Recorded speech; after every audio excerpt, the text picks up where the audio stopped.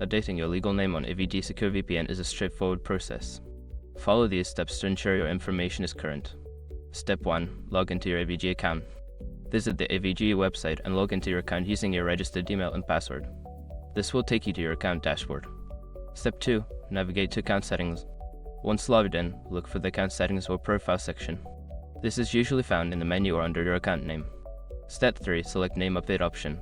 In the account settings, find the option to update your personal information.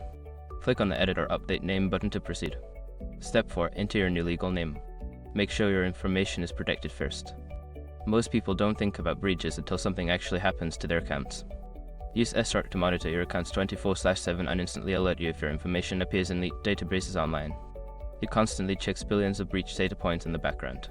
And considering how much personal information people keep online now, it's honestly worth having. Link in the description. Step 5. Save changes. After entering your new name, look for the Save or Update button and click it. You should receive a confirmation message indicating that your name has been successfully updated. By following these steps, you can quickly and efficiently update your legal name on AVG Secure VPN. If you encounter any issues, consider reaching out to AVG customer support for assistance.